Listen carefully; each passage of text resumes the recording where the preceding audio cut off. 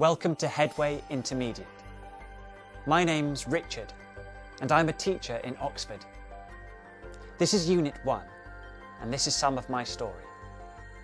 I was born in 1990 in London. I'm 1 metre 85, so I'm quite tall and have brown eyes. In my free time I enjoy swimming and playing tennis. In this unit, we focus on information questions. We'll look at how to form different questions to find out information about people, places and things. How many adjectives do you know for describing people, things and situations?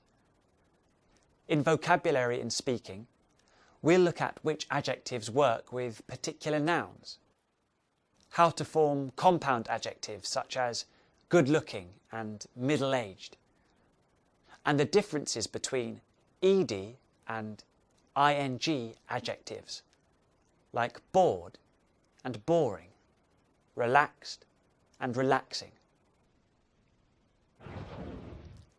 Who are you closest to in your family? In listening and speaking, you'll hear several people talking about which family member they are close to and why.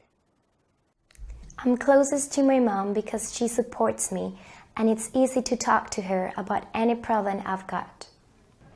I'm closest to my mother because she always advises me and gives me good solutions. You'll also practice writing a description of a person that you know well, using both facts and opinions. Have you missed a class? Go online to review the material from the lesson and to consolidate all of the language and skills we're going to look at. Are you ready? Let's get started.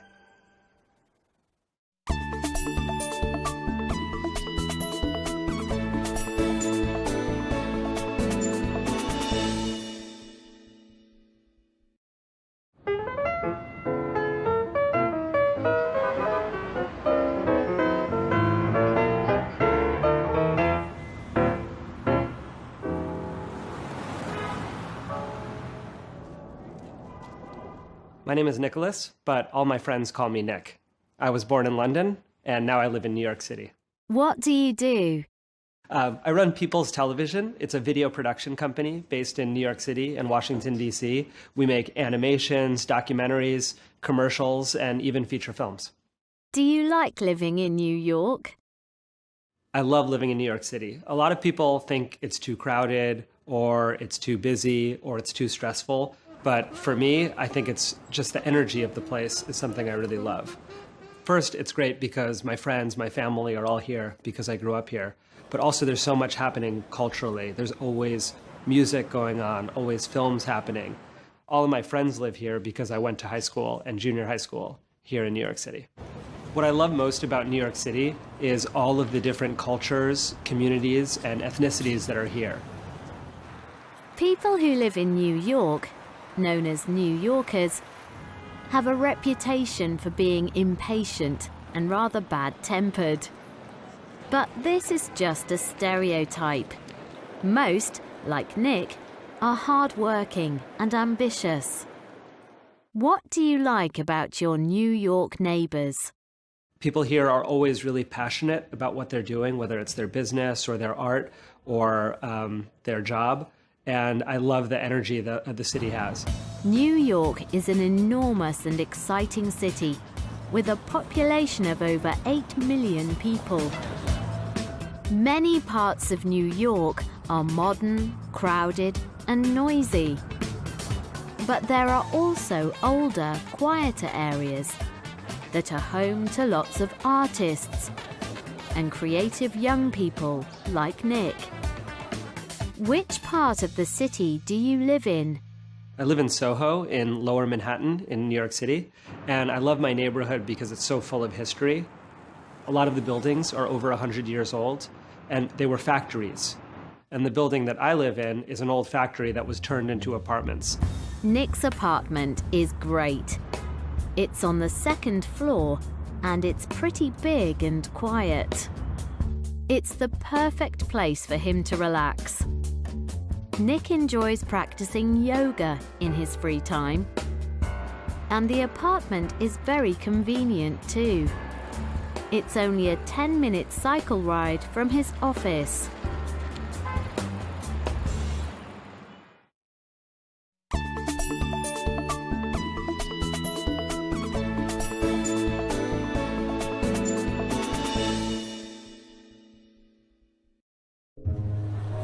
New York is a city famous for its cosmopolitan population.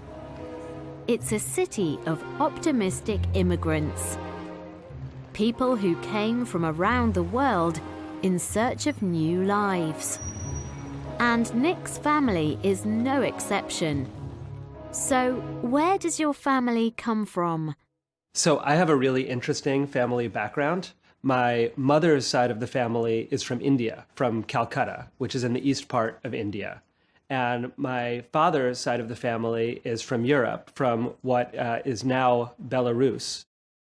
Nick's father's family came to New York to escape the Second World War, like many other European immigrants.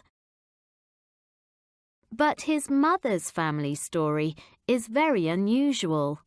So my grandfather came from India in the 1930s, which was very unusual. There weren't a lot of Indian people here in New York City at that time. Now there are a lot. And he was a blind professor. Nick's grandmother was a New Yorker. She lived in an area of the city called the Bronx. So how did she meet a blind professor from India in this city of millions of people? My grandmother was from the Bronx, and the story is that because he was blind, he was having trouble crossing the street, and she helped him out.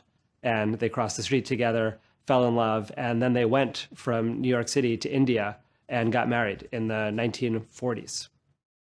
Nick's grandparents returned to New York from India, and both of his parents were born in the city. My mother and my father met here in New York City. So I'm part Indian and part Eastern European. Who do you look like? Everybody says that I look just like my mom and that my brother looks just like my dad. I have the same skin color, hair color, eye color as my mom, and my brother has the same skin color, hair color, and eye color as my dad. So some people think we look alike. I think we couldn't look more different. Are you still close to your family today? I'm really close with my brother. I like to stay in touch with him, even though he lives in Germany. So we Skype or FaceTime or video chat almost every day whenever we have time. I'm also lucky that my mom lives right here in New York City, so I'm able to visit her. Sometimes after work, we'll have dinner and hang out. My family loves to travel. Every year, we'll take a trip if we have time. Sometimes we'll go to the Caribbean and go scuba diving, which is awesome. Sometimes we'll go to Europe. My brother lives in Germany, and he's an opera conductor. So we'll go there, visit him, and see his operas. And then when we have time, we go to India, which is where my mother's family is. They're amazing cooks, and we'll eat great Indian food and hang out in Calcutta, which is where her family is from.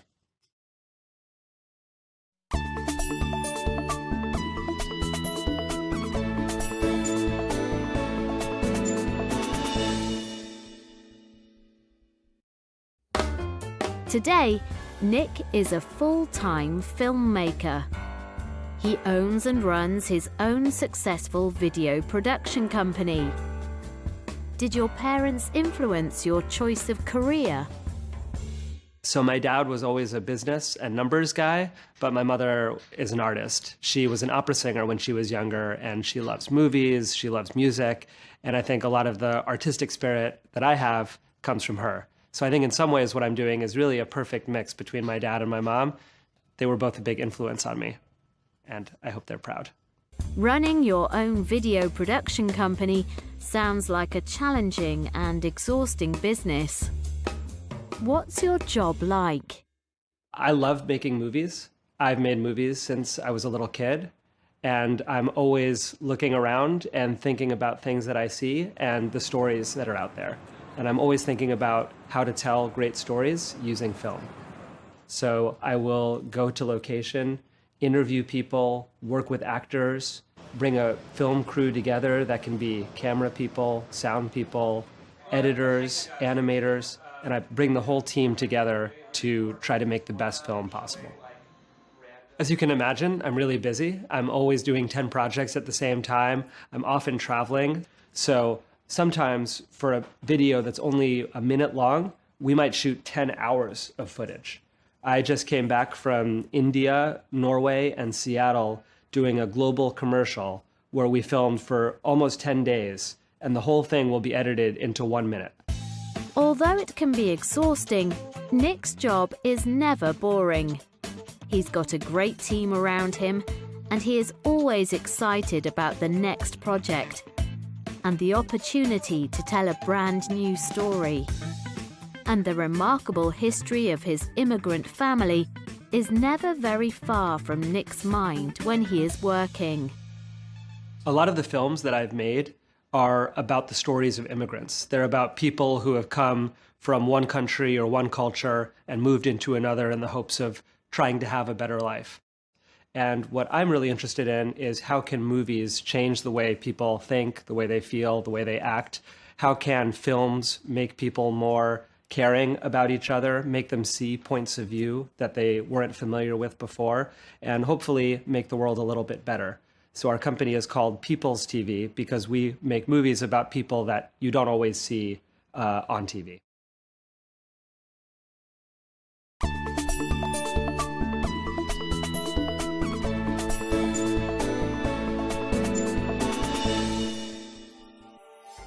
Welcome to Unit 2. My name's Emma and I'm a teacher. I love learning languages. I'm fluent in French. I can speak some Spanish. And I'm learning Arabic. How many languages can you speak? I can speak Turkish, English, and Spanish. I speak Arabic, French, and English. In this unit, we'll look at the different tenses in English, with a special focus on auxiliary verbs. You'll practice making conversations with short answers and complete a survey to learn more about your classmates. In reading and speaking, you'll read an interesting article about two celebrities who love languages. You'll also watch a fascinating video about the world of subtitling. In the vocabulary section, you'll focus on some strategies to help you deal with unknown words. And you'll learn about words that go together. Imagine you go to the hairdressers or the dentist in England. Do you know what to say? Everyday English looks at useful phrases for everyday situations. You can go online to review material or to consolidate the language and skills from the unit. Are you ready? Let's get started.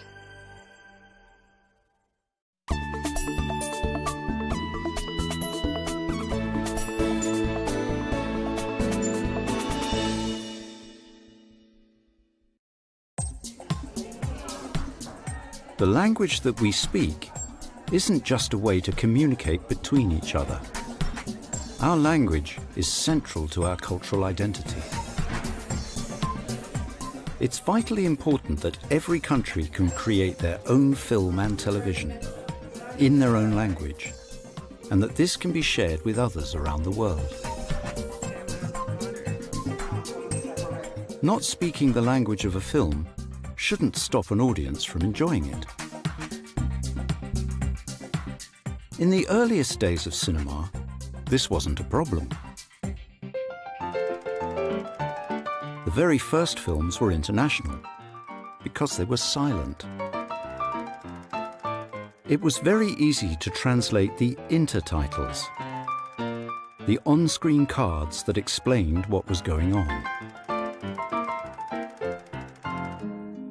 But in 1927, sound arrived in the cinemas. And this was a new challenge for filmmakers who wanted people around the world to see their films.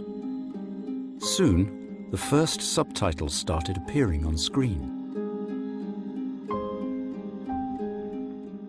While audiences were reading a translation of the dialogue on screen, they could still hear the actors speaking the original language of the film. As technology improved, it became easier to dub a film. The dialogue was translated, and the new dialogue was recorded by actors in a studio. So the audience was watching the original actors on screen, but they were listening to different actors who were speaking their own language. Dubbing soon became common for foreign language films and television shown in countries like France, Italy, and Spain. And it is still very common today. But dubbing is more expensive than subtitling, and it never became popular in Scandinavian countries, the UK, and the USA. So most audiences didn't really have a choice between dubbed or subtitled foreign language films. Today, you can watch films and TV from around the world with just the press of a button. With the incredible rise of video streaming services, audiences can now select from dubbed or subtitled versions in multiple different languages. And this demand for international content has created lots of exciting new opportunities for language lovers.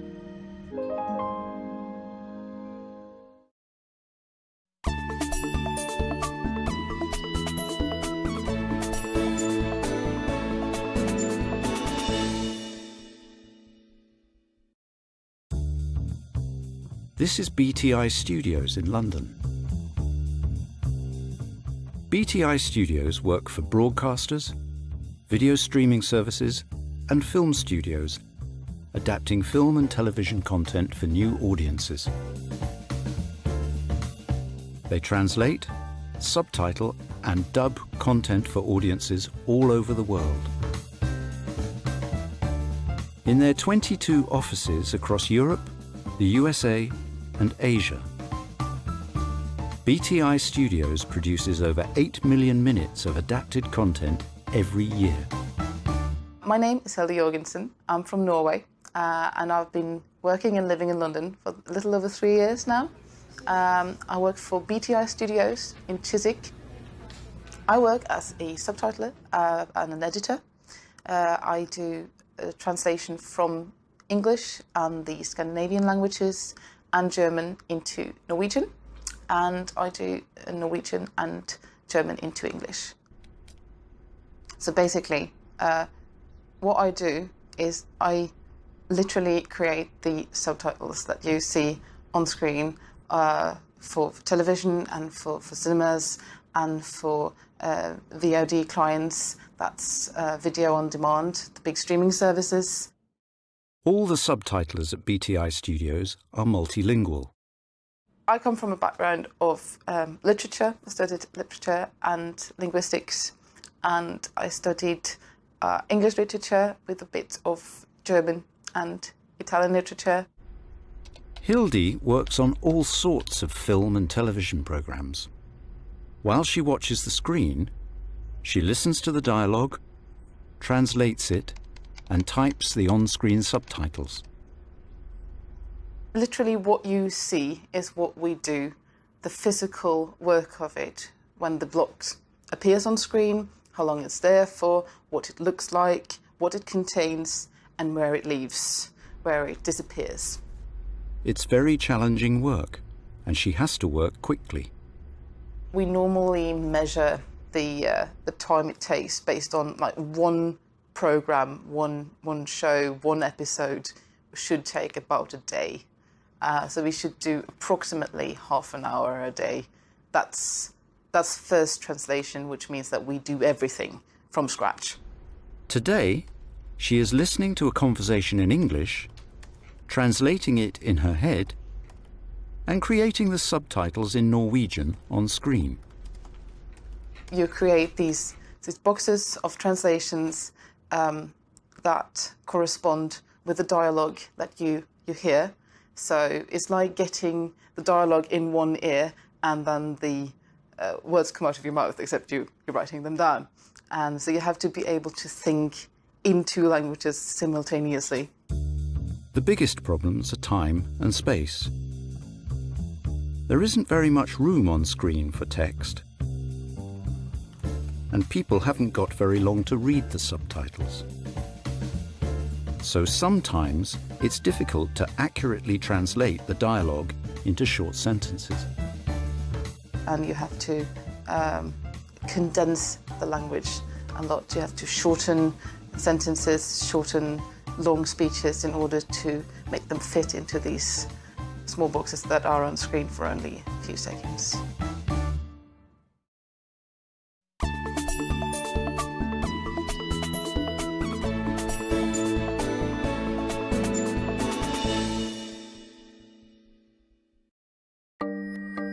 With recent developments in technology, voice recognition, and artificial intelligence,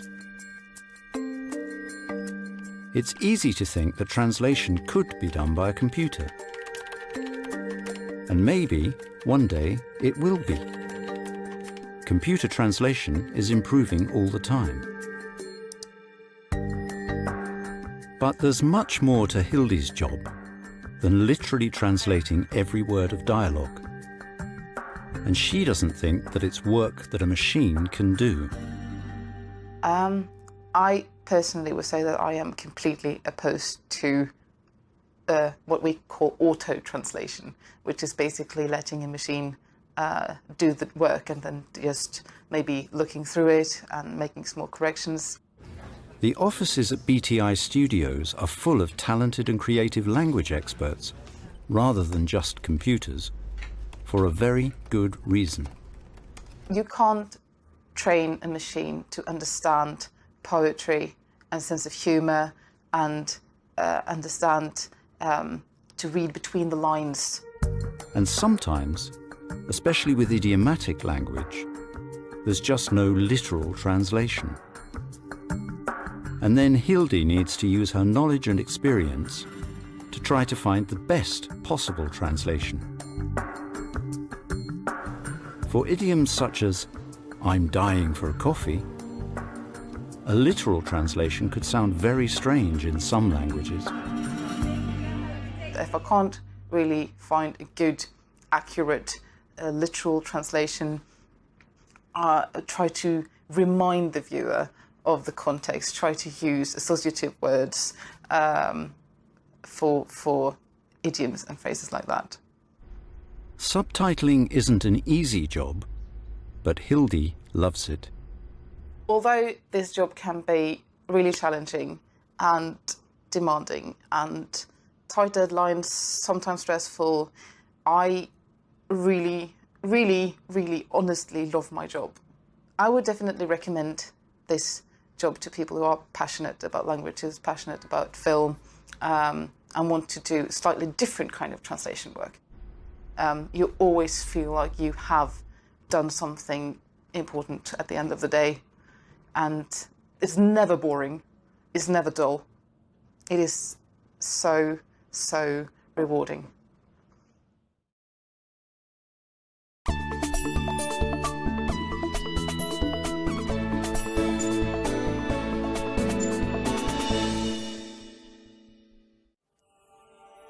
Welcome to Unit 3. I love my job, but sometimes it's quite stressful. Every evening I spend a lot of time preparing lessons and marking students' work. What's your job? Do you like it? What's your job? I'm a fashion designer. Do you like it? Yes, I really love it. In this unit, we'll look at the simple and continuous tenses to describe facts, routines, or current activities. We'll also look at active and passive forms. In speaking and listening, you can try to guess which job goes with which salary. You'll listen to some people talk about their work and see if you can guess what their jobs are. You can also read a fascinating article about Dan Price, the best boss in America.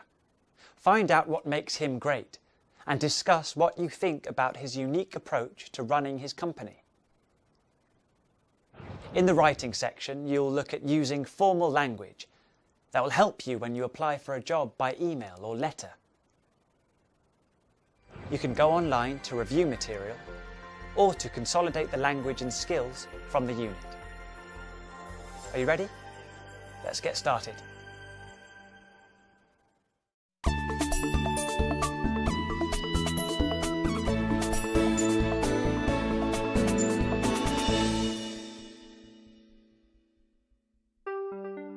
It's the weekend in Cornwall in the southwest of England. The sun is shining and people are enjoying their free time at the seaside. Cornwall is famous for its stunning scenery, pretty villages, and beautiful beaches. And it's a popular destination for people getting away from stressful jobs and busy lives in towns and cities. And there's plenty to do with your free time here. For some people, the weekend is about the simple pleasures and taking the time to relax. At the beach, people take their dogs for walks, catch up with friends, or spend time with their families. And for others, it's all about getting active. During the working week, many people spend their time sitting at a desk, and the weekend is their chance to get moving and keep fit. You can be a successful accountant during the week and a passionate surfer at the weekend. All you need is a wetsuit, a board, and perhaps a few surfing lessons first. The beaches are full of enthusiastic sportsmen and women. All you need is a ball, a bat, and a group of friends. You can go for a swim, or perhaps explore the coastline by kayak. The more adventurous can even try to catch some fish for dinner. But while the sea and coastline are beautiful, they can also be treacherous, with strong currents and unpredictable weather conditions. Every year, thousands of people get into difficulty on the coast, and it's not just the holidaymakers who are at risk. For people like the commercial fishermen who work along the coastline, the sea is a place of work, and it's a dangerous workplace. Fishermen work long hours and are paid very little for doing the most dangerous job in the UK. They are 50 times more likely to die at work than people with other jobs.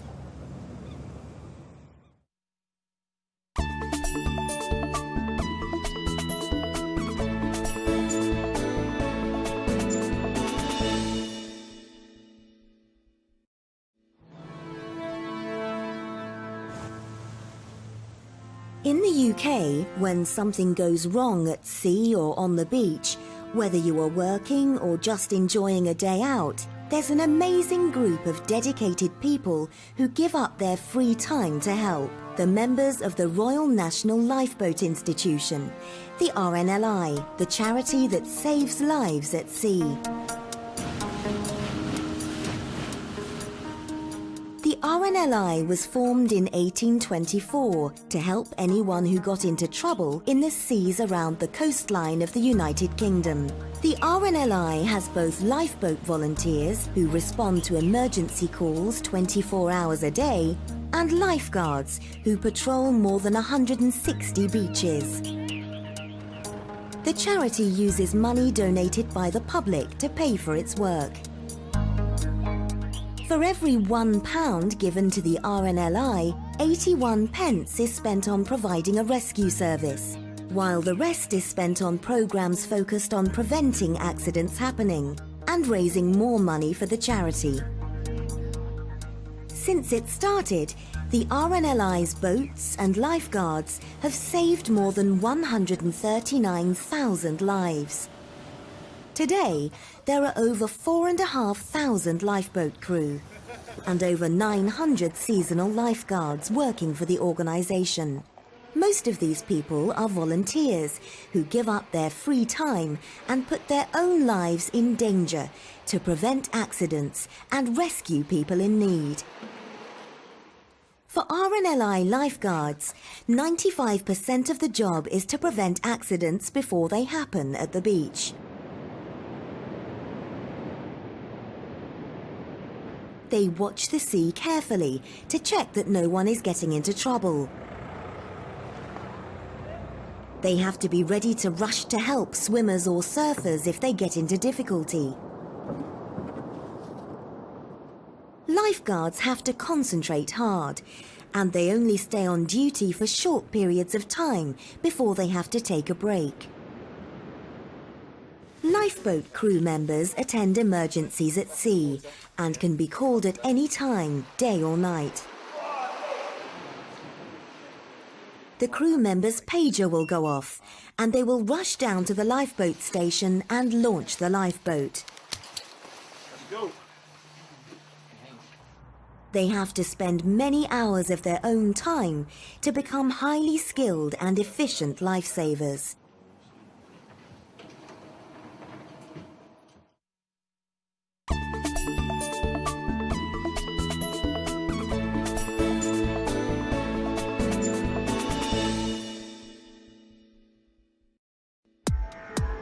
So, what kind of people volunteer for the RNLI?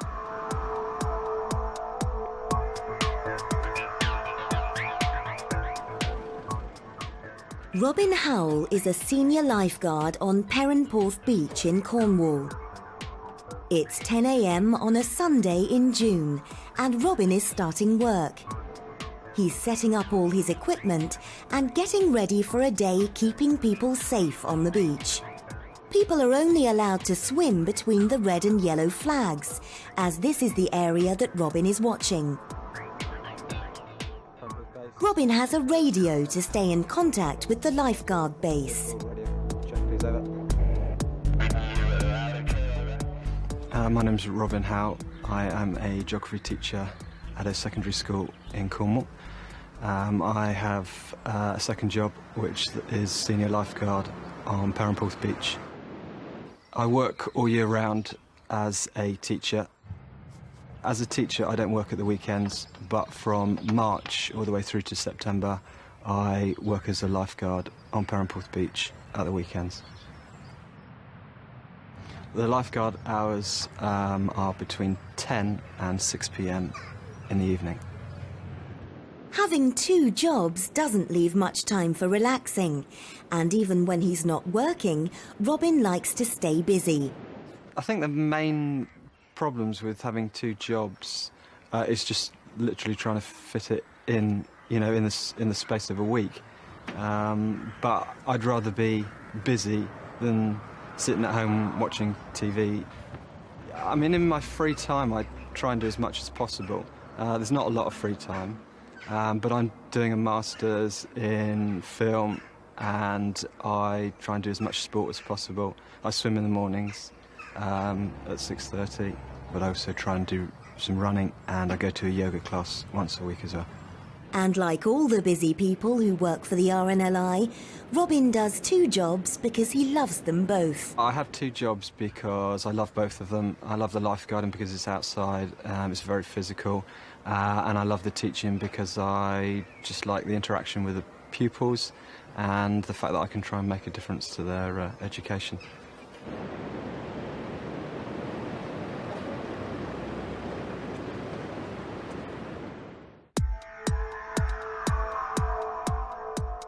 "25-year-old Ben Eglinton is part of the RNLI lifeboat crew in the town of Newquay in Cornwall. His crew is made up of many volunteers from the local community. There's fishermen, builders, landscape gardeners, hotel, pub owners, fishmongers, all sorts, basically. People that own shops, fish and chip shops, all sorts. Ben's been part of the Newquay crew for 8 years. He's a busy man who works full-time as an engineer in the Royal Navy during the week. So I currently work in the Royal Navy. During the week, I work away in Portsmouth, which is 210 miles away. Every weekend, I make the epic journey back to Newquay to help out with the RNLI. But Ben doesn't mind giving up his free time to help. I volunteer my time with the lifeboats. It's good to give something back to the community. It's also a great achievement when you're out there and you actually save somebody's life. And it's thanks to Robin, Ben, and all the amazing RNLI volunteers that the beautiful beaches, coastline, and seas around the UK are safer for everyone to enjoy.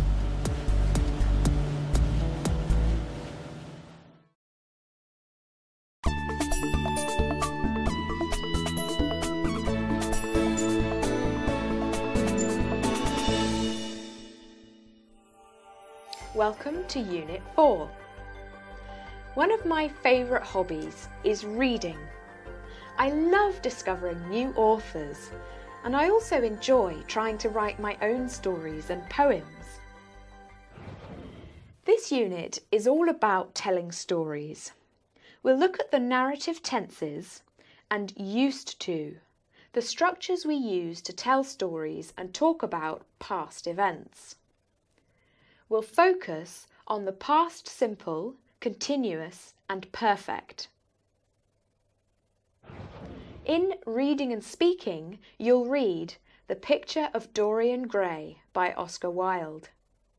It's a story full of fascinating characters and a terrible secret. You can also watch an interesting video about why we love to tell stories. How many children's fairy stories can you name? In this unit, we'll listen to people describing their favourite fairy story. What was your favourite fairy story when you were a child? My favourite fairy story was Cinderella. It was easy to imagine all the characters, and I loved the magic tricks. It was one of my favourites because it had a happy ending. In the writing section, you'll practice writing a story using a variety of linking words and adding detail to make it more interesting. Have you missed a class? Go online to review the material from the lesson and to consolidate all of the language and skills we're going to look at. Are you ready? Let's get started.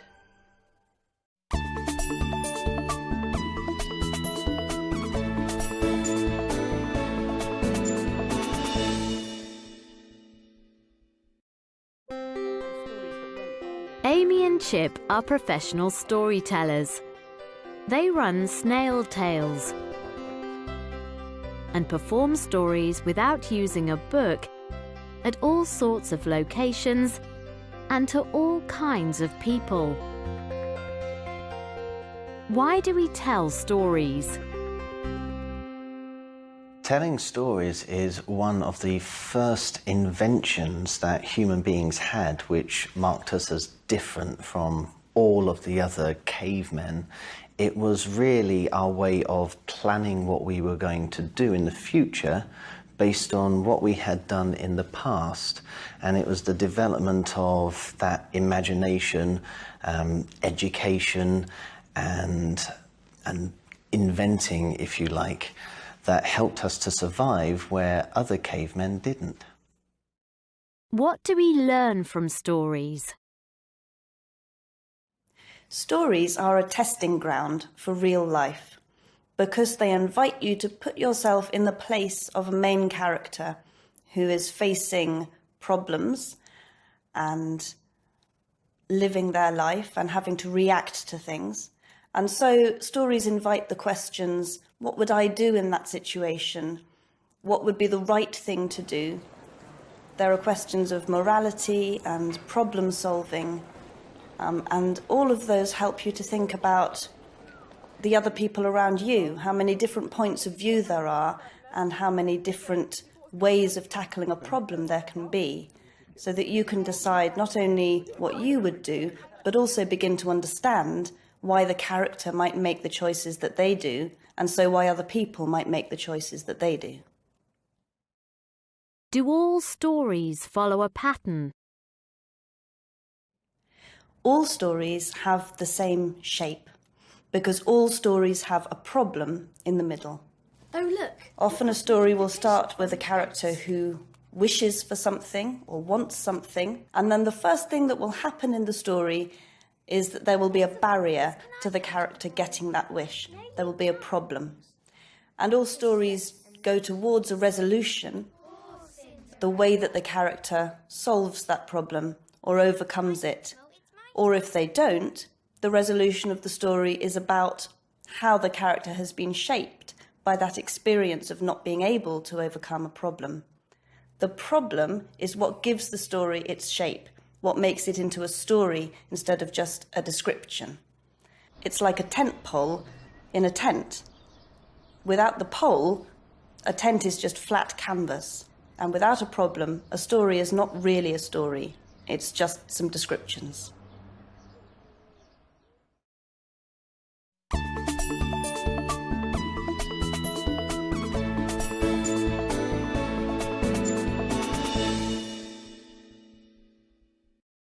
Isn't storytelling just for children?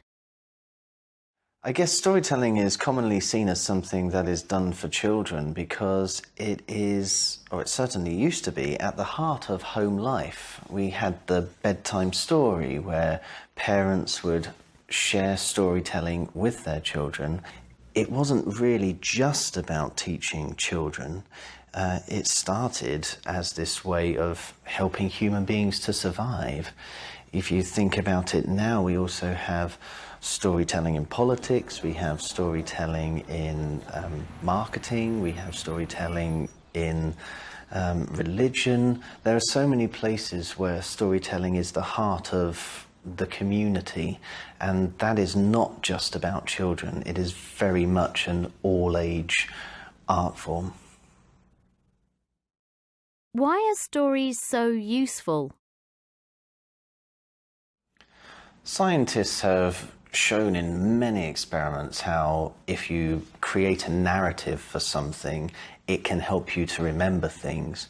And we did an experiment ourselves actually just a few years ago where we separated some children into two groups, and some children were given some facts to learn and the other group were told a story which contained the facts. When we tested the children afterwards, those who'd heard the story had remembered more facts than those who were told to learn them. Those children had not been told to remember anything. They had just been given a story, and yet they had remembered more. What's the role of the storyteller? But with oral storytelling, the real creative work is done by the audience. It's done with their own creativity in their heads.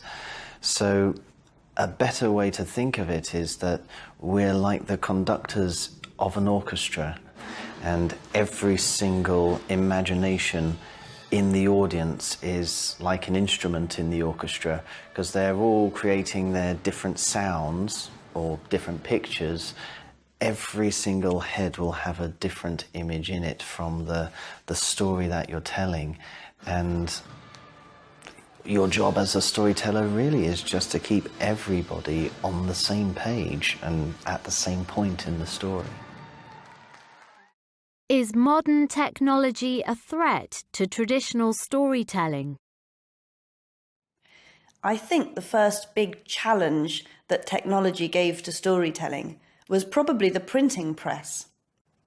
Because before that, stories were passed on by word of mouth much more. Books were very expensive, had to be copied out very slowly, and were difficult to get hold of. But after the printing press, people could read the stories, and so they started telling them less. And many stories became locked in at that point to the form that they'd had at the time. Stories, I think, stopped developing. From the printing press all the way to other inventions like theatre and cinema, which were giving a real rigidity to the stories that people were hearing. So they didn't have a chance to exercise their imagination. There wasn't any of the interactivity that was there in traditional storytelling. What social media has done, though, is it has almost allowed us to go back to the bygone era where the storyteller wouldn't just be telling the story, but would be having the audience there to help them shape it and create it. With the challenge of things like Twitter, where you have to write a very short message, and doing that is almost like a poem. In fact, all these different mediums are opening storytelling up again, because it's once again about passing on directly and through word of mouth, and stories changing very quickly. And I think that's happening again now.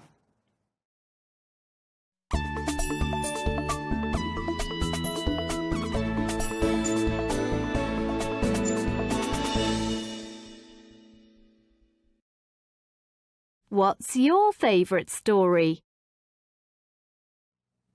My favourite story is one called Ming Lo and the Moving Mountain. And in the story, a man wants to move a mountain away from his house. It's very funny. He goes around the side of the mountain to find a wise man to ask him how to move the mountain, and he's sent back with lots of different methods that just aren't going to move the mountain at all. And in the end, the wise man tells him that he must dance the dance of the moving mountain, and he must do that by closing his eyes, facing the mountain, and then putting his right foot behind his left foot, and his left foot behind his right foot, and his right foot behind his left foot, and doing it 1,000 times, and when he opens his eyes, the mountain will have moved. And of course he does it, and the mountain is far away on the distant horizon. I love telling that story, especially in schools, because the littlest children don't get it. So the older ones start to giggle, the ones at the back are laughing, and the little children at the front are going, wow, he moved a mountain. And of course, that's the whole point of the story. And of course, his problem has been solved. He's away from the mountain. But he's done it all using imagination, and that's exactly what storytelling does.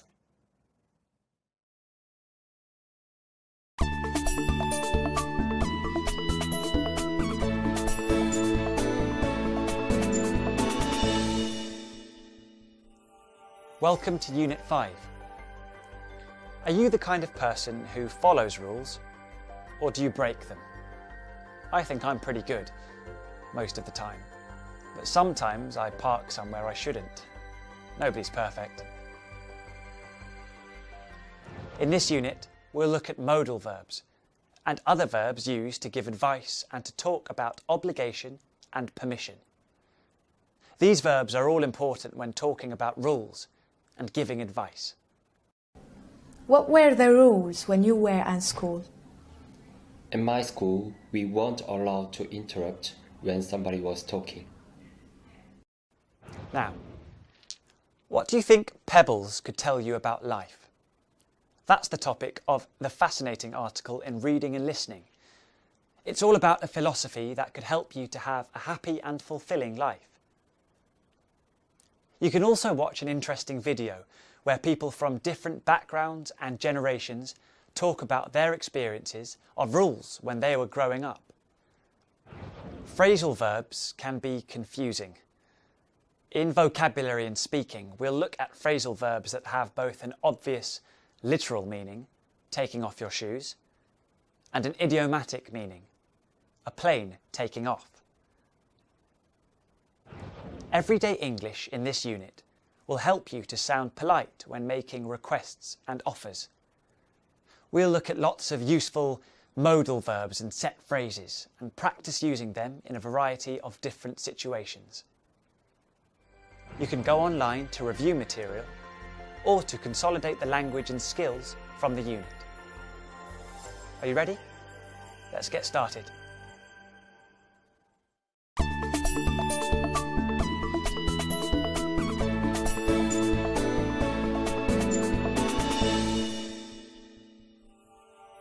Welcome to Unit 6. This unit is about achievements and facing challenges. The biggest challenge I've ever faced was running the London Marathon.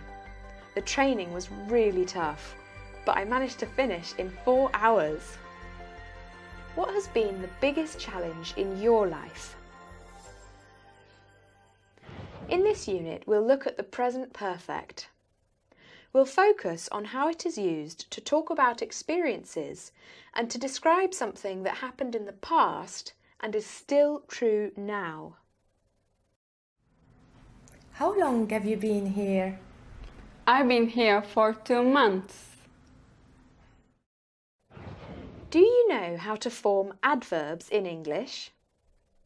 In vocabulary, we'll look at how they are formed and which adverbs typically go with which verbs.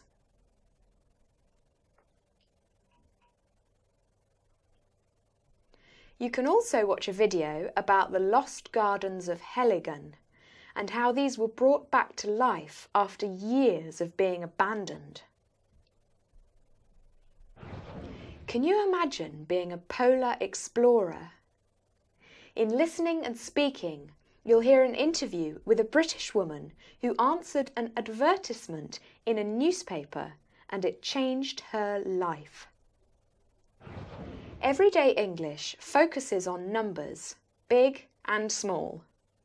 You'll practice using numbers in a variety of contexts, in times, temperatures, ratios, weights, and percentages. Have you missed a class? Go online to review the material from the lesson and to consolidate all of the language and skills we're going to look at.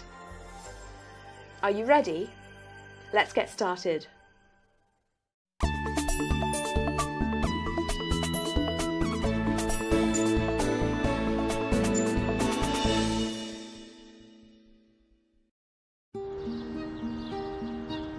Every gardener knows that transforming a patch of land into a place filled with colourful flowers and delicious vegetables is an endless and time-consuming task. And any garden that hasn't been looked after for even a few months will quickly start to become overgrown. But what happens when nobody has been looking after a garden for decades and nature has completely taken over? Today, the Lost Gardens of Heiligen is one of the most famous garden attractions in the UK. Situated on the south coast of Cornwall, the gardens have around 300,000 visitors every year. Over 5 million people from around the world have already visited this beautiful place.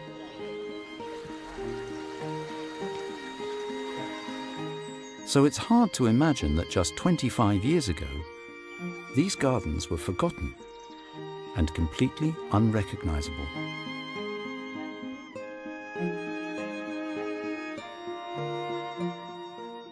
There have been gardens here since the first Heiligen Manor was built in the 13th century. There's nothing left of that original building today, but over the next 500 years, the house was rebuilt by generations of the Tremaine family, who owned the estate. From the end of the 18th century, Heiligen's gardens started to become famous for their growing collection of exotic plants. Remarkably, species from China, Japan, India, New Zealand and Australia all grew well in the mild climate of the southwest of England. But Heiligen relied on many workers from the local community to look after the enormous 1,000-acre estate, with its beautiful gardens and working farm. And when the First World War started, 13 of the men suddenly left to fight. Tragically, only 4 returned.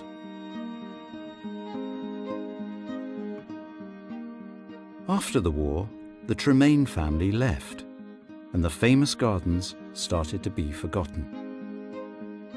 When the house became apartments in the 1970s, the beautiful gardens were completely abandoned and they were lost to nature.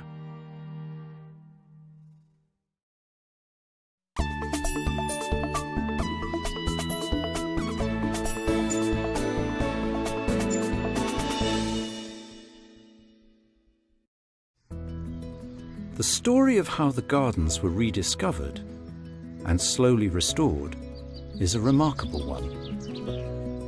And it's a story about the dedication of a few individuals and the hard work of a whole community who came together to bring something beautiful back to life. The dream of restoring the lost gardens of Heligan was first born in early 1990. Tim Smith, a former record producer, and John Willis, a descendant of the Tremaine family, visited the abandoned gardens looking for a place to start a small farm.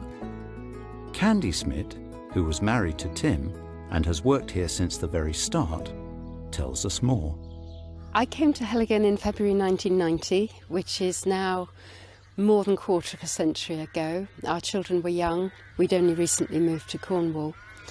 And he came here with the then owner, John Willis, who had inherited the grounds from his great uncle. My first impressions of this place were literally the day after Tim came here, and it is unbelievable that we're actually standing in the same place now. The whole of the garden area was completely overgrown. I think the biggest challenge was actually persuading other people that the restoration could be undertaken. Tim knew that he could not transform the lost gardens single-handedly. Luckily, he knew a local builder, John Nelson, who was ready for a challenge. He was also someone who wasn't afraid of hard work and adventure, and he signed up with Tim as an informal partnership to just making this happen. Initially, the cost of clearing such a huge area of overgrown land was the biggest problem. It was very expensive to employ people to work on the land. So John decided that he would clear an acre of ground and see how long it took him, and then work on multiplying that. So he came in single-handed and started clearance. News quickly spread about what was happening at Heligan, and volunteers from the local community started offering to help. And some local people offered more than just their time and energy. There were hire companies with the most amazingly useful tools who said, well, look, you can borrow chainsaws for a week, or you can have a digger for a week. So there were a lot of people who were informally involved very early on, and it became a real passion for them. In April 1992, Heligan opened to the public for the first time. Right now we're celebrating 25 years since we opened to the public. But the fascination with Heligan is that we opened to the public when the restoration was only in its very early days. So visitors, early visitors, came and saw this place, in some places as we found it, so they have shared the adventure.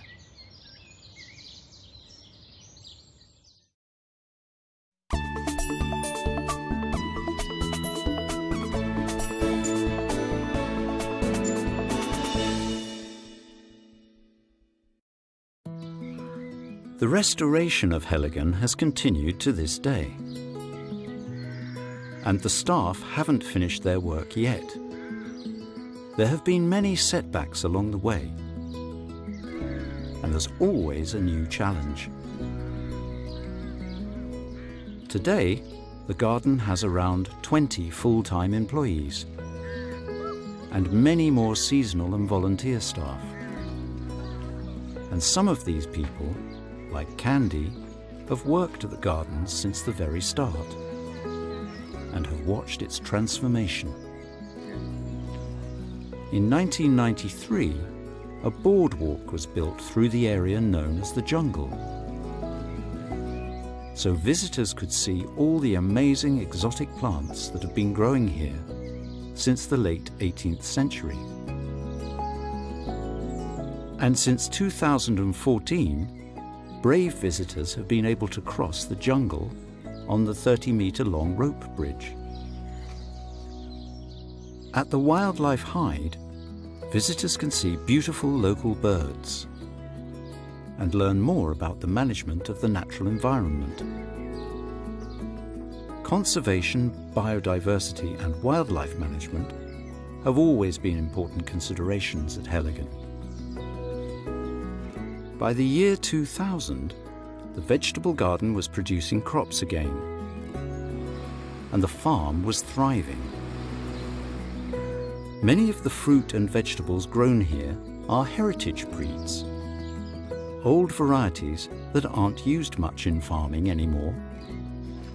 Today, most of the food served in the Helligen restaurant has been grown in the garden or on the farm. The planting is still done by hand, using traditional tools. Gardeners have been doing these jobs the same way since the earliest days of the estate. And recently, Helligen started offering apprenticeships to young people who want to work in the gardens and on the farm. We're still trying to reintroduce the old ways. And for me personally, I think the great attraction is to see a working garden, to see staff in the garden every day going about their business, and our visitors witnessing and being able to talk to people who do physical work and skilled work today.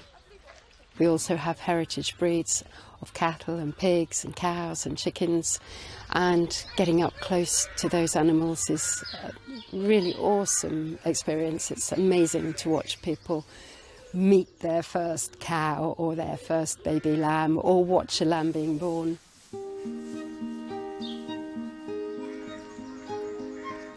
The restoration of the lost gardens of Helligen is a heartening story of a community coming together to bring something beautiful back to life.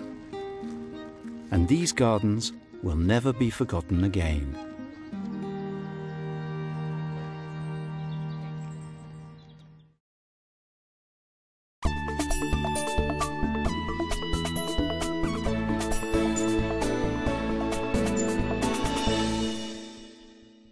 Welcome to Unit 7.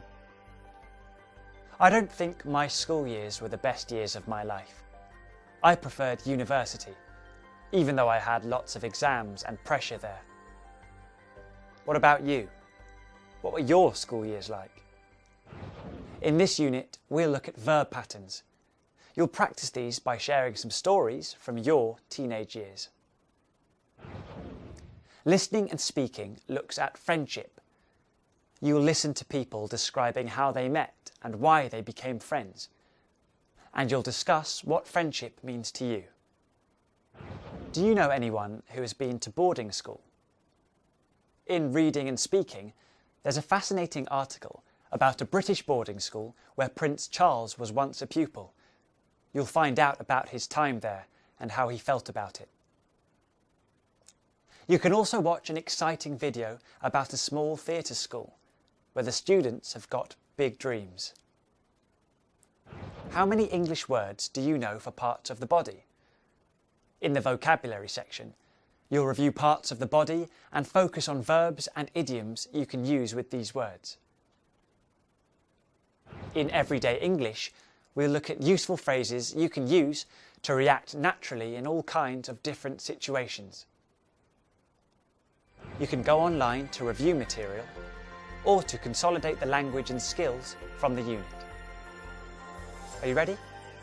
Let's get started.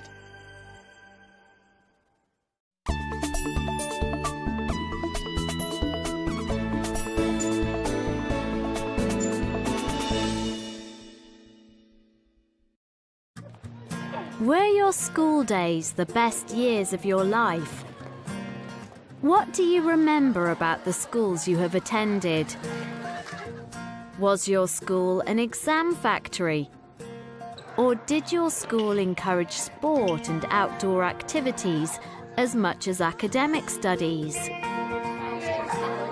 Did your teachers let you express your creativity through music, art, and drama? Or did they make you sit behind a desk all day and give you hours of homework? Did you have to wear a strict uniform? Or were you allowed to wear your own clothes? From the first day that we walk into a classroom, our school starts to shape the person that we become. An inspirational teacher can encourage us to do better and help us to reach our goals. And if we are lucky, the friends that we make at school will be there for us through the difficult teenage years and be by our side for the rest of our lives. The kind of school we attend can have a huge impact on our future life and career. And for a few talented pupils who know exactly what they want to do in the future, there's an unusual school that is helping them to achieve their dreams in very practical ways. This is Red Roof School for the Performing Arts in Maidenhead, a town 30 miles west of London. The tiny school, whose main building is a converted home, has its own 160-seat theatre, and it is preparing its pupils for life as stars of the stage and screen. The school was founded in 1981 by June Rose, and it is still run by her family today. This is it. Creativity was central to June Rose's beliefs. So skills such as acting and singing are taught alongside academic subjects. While Red Roofs may be small, it has some very famous old students, including former head girl and now Academy Award-winning actress Kate Winslet, who attended this school from the age of 11 to 17.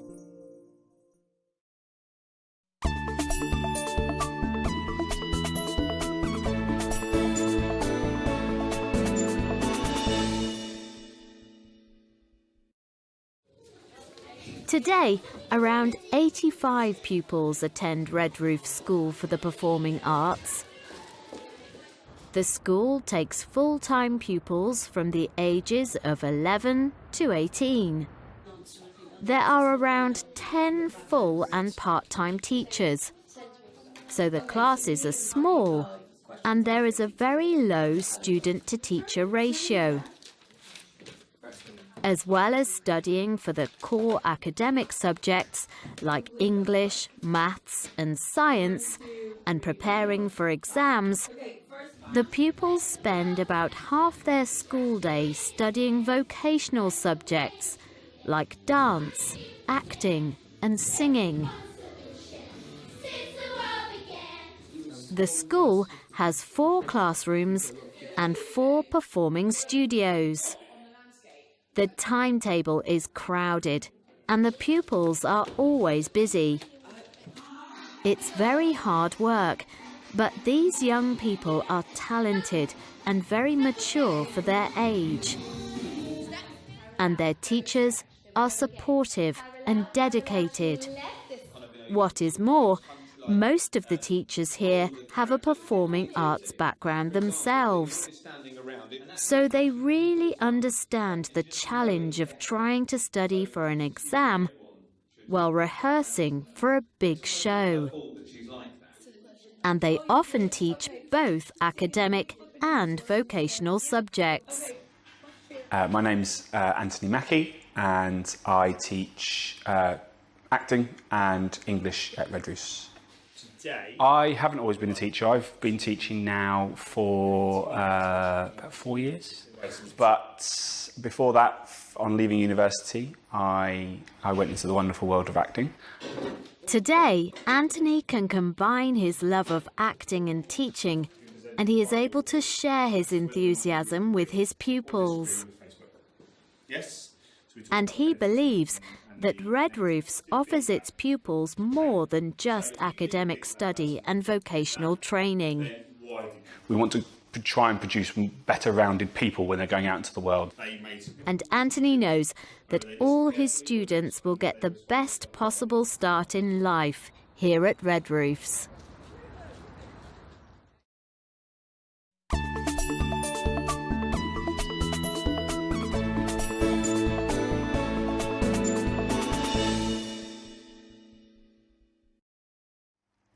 My name is Harley Joel Emmett. I'm 14 years old. I'm in Year 9 and I go to Red Roof School for the Performing Arts. My name is Ellie Pearson. I'm 15 years old. I'm in Year 10 and I go to Red Roofs. My name is Joshua Anwar. I'm 18. I'm in my first year of sixth form. Pupils come to Red Roofs at different stages of their education. And for most of them, arriving at the school is like finding a new home full of people who understand and support them. My last school was just a standard secondary school and then I moved here in Year 8. When I first started Red Roofs, I remember walking in and knowing that this is where I want to go and this is what I want to do. On my first day at Red Roofs, I just remember everyone being so happy and friendly and welcoming to me. Combining the academic and vocational sides of their education can be difficult. But these pupils are up to the challenge. And their teachers play an important role in motivating them to focus on their academic work while they are dreaming of becoming a film star or singer. I do both academic and vocational studies.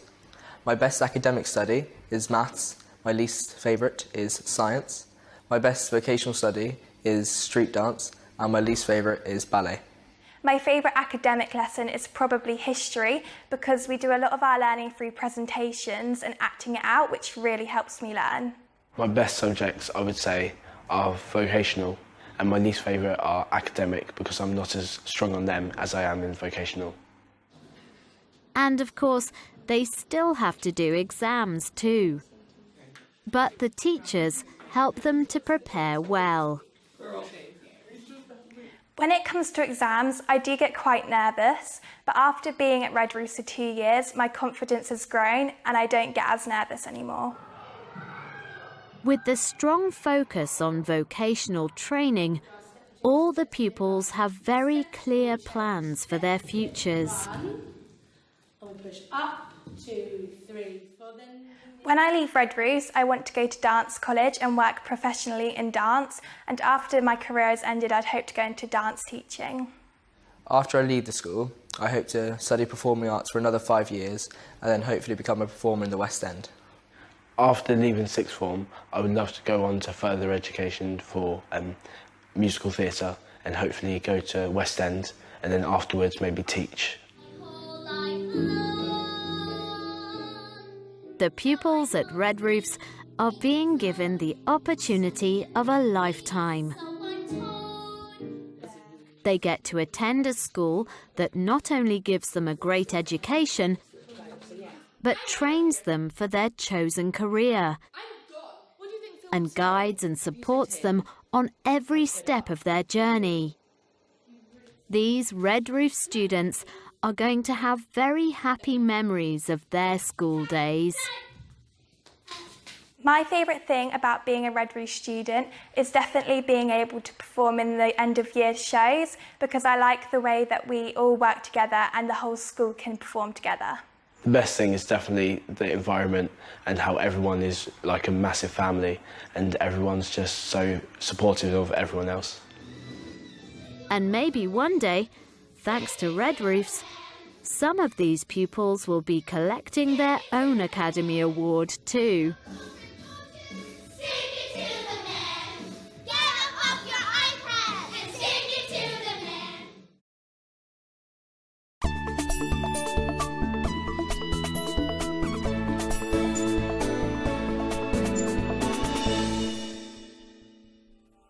Welcome to Unit 8. I love technology, so I'm really excited about the future. But I know a lot of people who are worried. How do you feel about the future? Are you excited or worried? In this unit, we'll look at the different ways we can express the future in English. We'll also talk about modal verbs and make predictions about the future. What kinds of jobs do you think will be done by machines in the future? In listening and speaking, you'll listen to a radio programme about the future of energy. Which source of energy do you think will be most important in the future? You can also watch a video about the exciting future of space tourism. In vocabulary and pronunciation, we'll look at word building, how adding prefixes and suffixes can change a word's meaning or use. How do you make a noun from the verb educate? And how do you make an adjective like possible negative? In everyday English, you'll learn what to say when you'd like to meet up with somebody and how to accept or decline an invitation politely.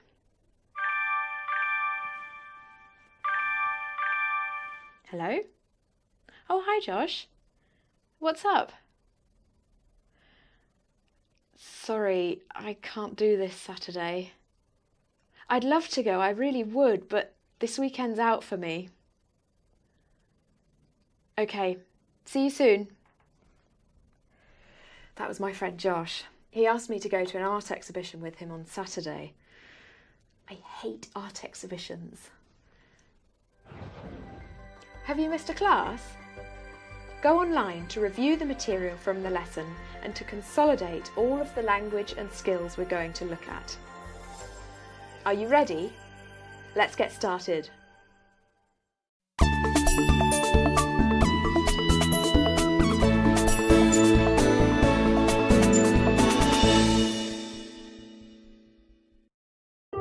Throughout history, mankind has always been fascinated by space. With the development of new technology, humans have travelled further into space than anyone predicted was possible just 100 years ago. In the 1950s and 60s, enormous progress was made in space exploration. It reached its peak when Neil Armstrong became the first human to walk on the moon on July the 20th, 1969. But this progress wasn't made just because of developments in technology, as physicist Anu Oja explains. Human space exploration started in 1961. That was half a century ago, with Yuri Gagarin being the first human being to orbit the Earth. Now, when we look back in time, the original reason for going into space was this political battle, this struggle between the Soviet Union, Russia, nowadays we think of it, and the United States, communism against capitalism. And that's why humans went to the moon. Through the 1970s and 80s, the United States and Russia continued to dominate space exploration. But in the past 20 years, things have started to change. It's true to say that in the early years of space exploration, it was individual countries competing against each other. We had the United States against the Soviet Union. But in the last 20 years, we're seeing more and more international cooperation. And the greatest example of this cooperation is the International Space Station, which has been in orbit since the late 1990s. The International Space Station is a collaboration between the Russians, the Americans, the Europeans, the Japanese, the Brazilians, and many other countries. And while countries like the United States are reducing their investment in space, other countries are just starting to get involved. when it comes down to space exploration, space science, space technology, a lot of people have this idea that it's just NASA, or it's just the European Space Agency, or it's just the Russians. What we found in the last 10 to 15 years is some of the countries that are emerging financially are also starting to play a bigger and bigger role in space. Today, many countries from China to France can launch rockets. The Indian government has a very active space program. In 2017, the Indian Space Research Organisation set a world record when they launched 104 satellites with a single rocket.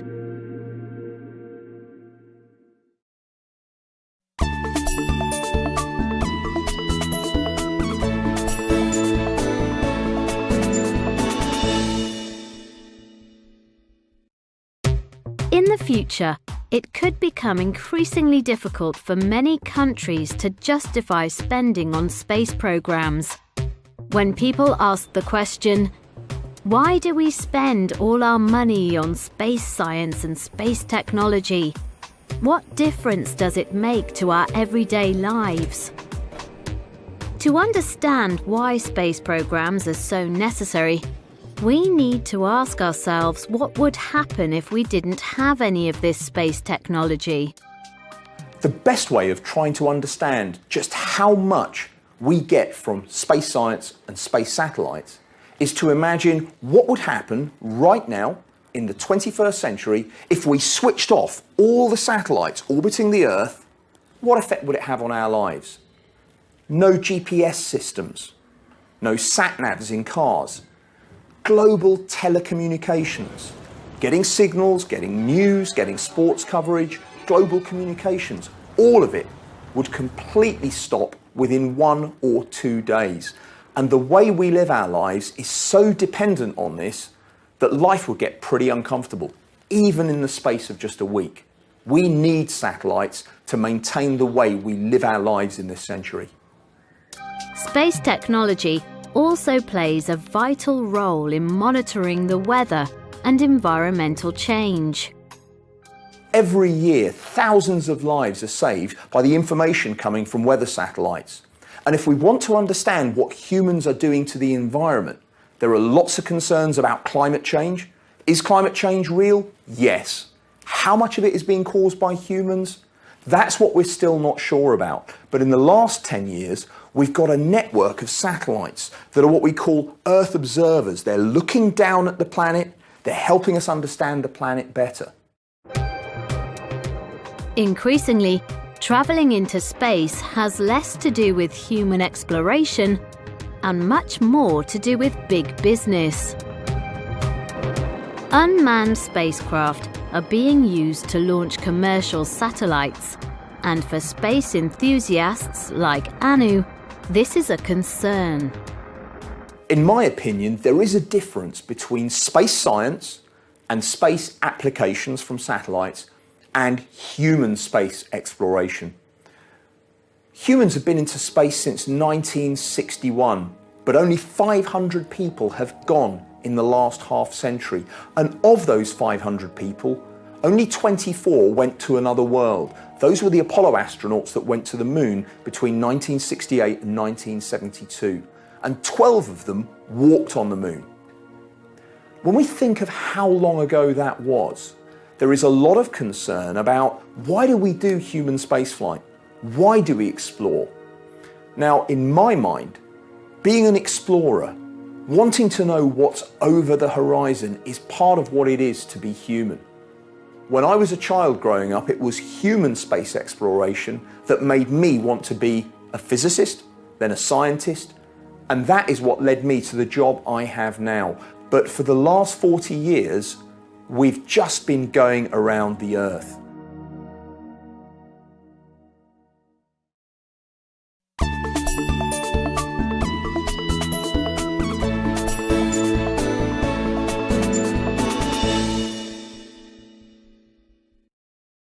So what's next for the people who still dream that one day they will be able to see the Earth from space? for the people who hope that one day they might be able to set foot on the moon, or even visit another planet. For many years, some people have believed that the age of mass space tourism is on the horizon. But over 15 years since the world's first orbital space tourist, businessman Dennis Tito, paid around $20 million to spend 6 days on the International Space Station, the development of this industry has been slower than predicted. And Anu is a realist about the future. When it comes down to space tourism, the idea of thousands of people taking holidays in space will be as much a fantasy in 50 years' time as it is today. The challenges of human space exploration and staying in space are still extreme. Today, the competition to be the first operational space tourism company is fierce. And organisations run by billionaire businessmen are leading the way. Richard Branson's Virgin Galactic, Elon Musk's SpaceX, and Jeff Bezos's Blue Origin are all developing spacecraft and promising trips for private citizens in the next few years. While Virgin have already built a spaceport in the desert of New Mexico in the USA, they have also experienced many problems and setbacks with their spacecraft. But now, SpaceX have announced that they will launch 2 private citizens on a trip around the moon in 2018. They're not revealing how much this trip will cost, but they say their passengers have paid a substantial deposit. And experts guess the ticket is likely to cost over $100 million. There will be very few people who will ever be able to afford to experience space tourism and be able to say that they are an astronaut. For most people, the experience will never be worth the enormous cost and the very real risks. There is a very good reason why, since 1961, only 500 people out of the billions of people alive have ever been into space. And it's to do with the enormous amounts of energy we need and the enormous limits of science and engineering that we have to try and face. Now, rocket science and rocket engineering, it's safe. But even though 500 people have been into space, 18 have died in the process. Human spaceflight is not 100% safe. It's a risky business. And so whenever human beings want to explore and they want to go further, there is always a risk factor. I think for the foreseeable future, human spaceflight is going to be about going around the Earth, is going to be about doing experiments that we can't do on Earth, and it's going to have some fantastic discoveries that are made. But for me, that is not what space exploration is. While space tourism is an idea that I think would be fantastic and I would love to experience, I don't think we're going to see a time in the next century when we have thousands and thousands of tourists taking holidays in space. I think that's more science fiction than science fact.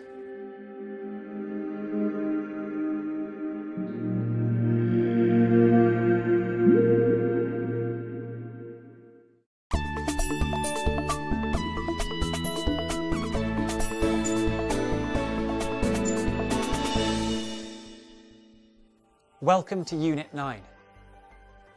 I tried to give money to charity regularly, and I'd always help a friend if they needed me, but I know I could do more to help others. When was the last time you helped a friend? The last time I helped a friend was 2 months ago. I lent her money to go on holiday. In this unit, we'll look at second and third conditional forms. We use these to talk about hypothetical situations and unreal situations in the past. In reading and speaking, you'll read about the sharing economy and learn more about companies that provide unique services. Try to think of the next big thing that people can share. In the writing section, you'll imagine you're entering the sharing economy by writing a listing for your own home for one of these services. You can also watch an interesting video about how the Danish concept of hygge went global. In vocabulary, we'll look at pairs of words that have similar meanings but are used in different ways, and words that you might think have the same meaning but in fact are completely different. Invent or discover, cook or cooker. Everyday English is all about money. We'll look at useful phrases to help you deal with money in banks, shops, cinemas and restaurants. You can go online to review material or to consolidate the language and skills from the unit. Are you ready? Let's get started.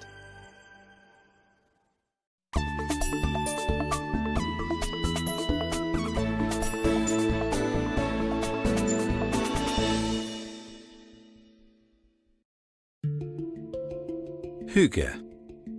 If you've never heard this word before, you've never lived in Scandinavia, or you haven't read any lifestyle magazines for a while. It's not an English word, but if you've been into any bookshop in the UK in the past few years, then the chances are you will have seen a display of books on sale that offer to show you how to feel better by bringing a little hygge into your life. In the UK and beyond, the word hygge has started appearing in cookbooks, in magazine articles, and all over the internet.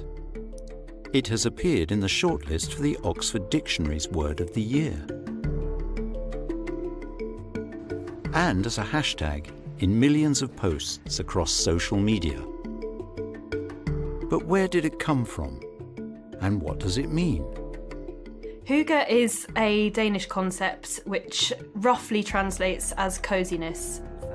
Hygge is a Scandinavian way of life, and it's all about happiness and well-being. There's no real direct translation into English, but it kind of roughly means spending time with the people that you love, doing things that you enjoy, slowing down the pace of life and just kind of being content. This is Kaylee Tanner. Kaylee lives in Brighton, a vibrant and exciting seaside town on the south coast of England. By day, Kaylee works in marketing, but in her evenings and weekends, she runs a successful blog called HelloHygge.com, dedicated to all things hygge. Why does Kaylee think that everyone is interested in hygge now? I think the unstable political environment we're living in at the moment means that people are kind of seeking this comfort more than ever before. Every time I speak to a Scandinavian about this, they're very surprised that hygge is kind of taking off around the world. There are people as far as, Japan and South Korea and Australia, absolutely everywhere, suddenly taking an interest in something that's been part of the Scandinavian way of life forever, really.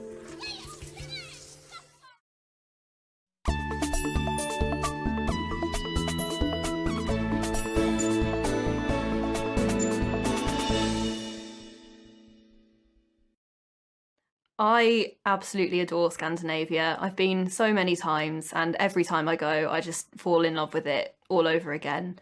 So I started my blog Hello Hygge in January 2015 after reading about the concept of hygge in a book called Scandinavian Christmas. At that time, if you'd looked on the internet for information about hygge, you wouldn't have been able to find much in English. So I decided to set up an English language blog all about the concept. And as interest in hygge has grown around the world, so has Kaylee's blog. There's a big variety of things on my blog. It's I'd call it a lifestyle blog. The site features articles on things like food, travel, health, and decorating your home, as well as interviews with authors and experts. And it's meant to be just a kind of cosy space on the internet. I think the internet does need some more comfort. A lot of the articles on Hello Hygge are full of beautiful things you can buy. But if you just couldn't afford these things, could you still live a hygge lifestyle?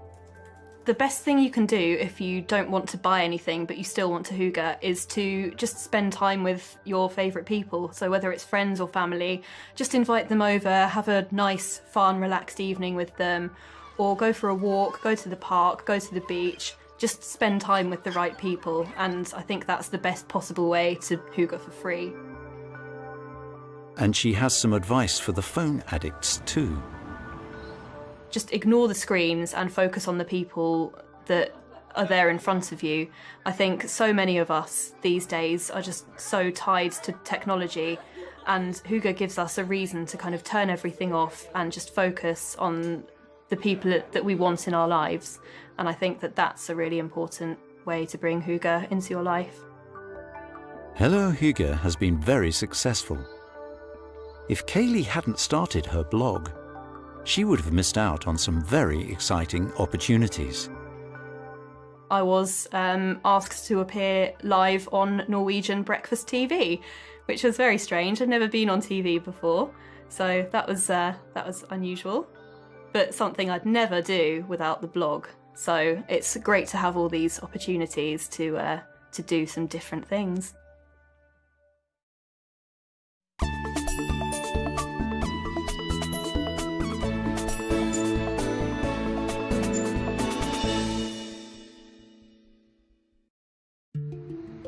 Today, people think of hygge as a Danish idea.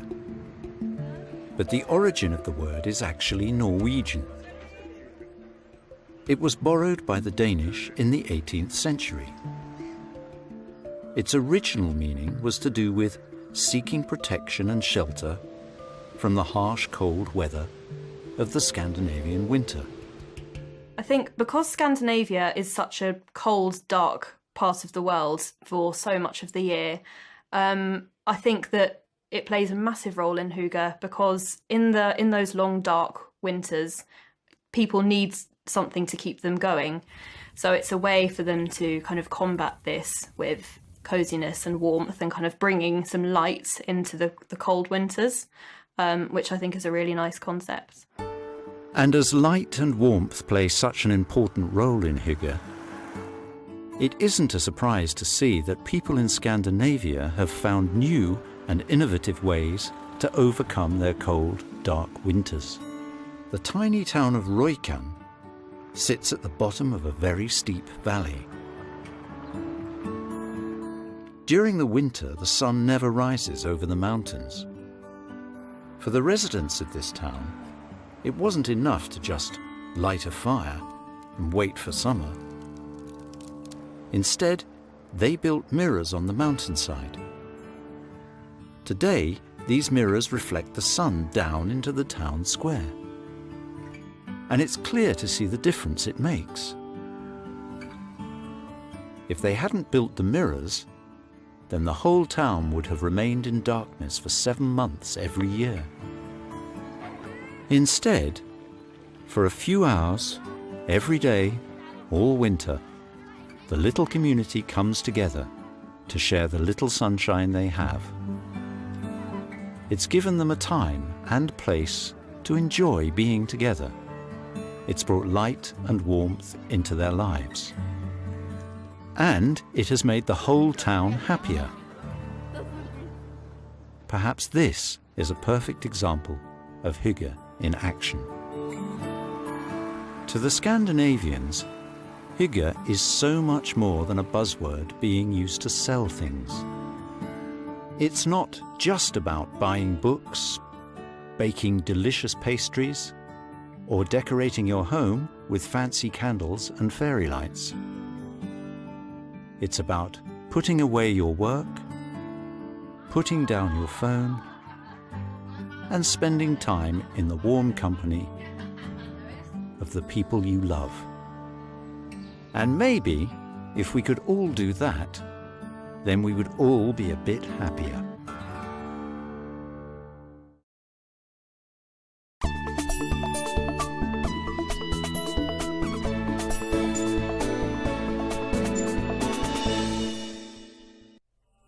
Welcome to Unit 10. I love travelling, and I think the strangest thing I've seen was the Northern Lights when I was on holiday in Iceland. The sky looked so green, but it was really weird. It was amazing. What's the strangest thing you've ever seen? Have you ever done something really unusual? In this unit, we'll look at modals of deduction, verbs we can use when we're speculating or guessing about something. Oh, where's my phone? It must be in my bag.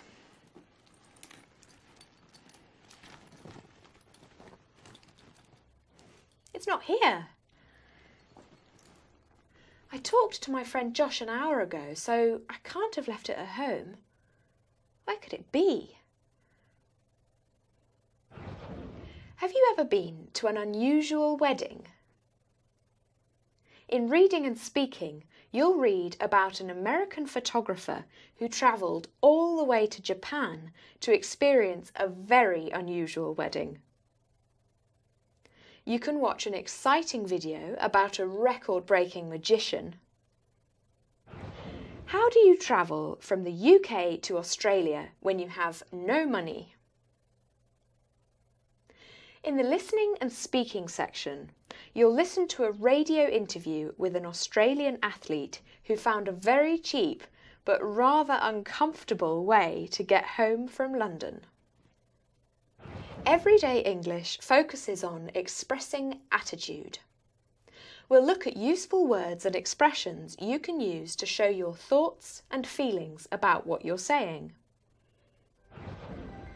Have you missed a class? Go online to review the material from the lesson and to consolidate all of the language and skills we're going to look at. Are you ready? Let's get started.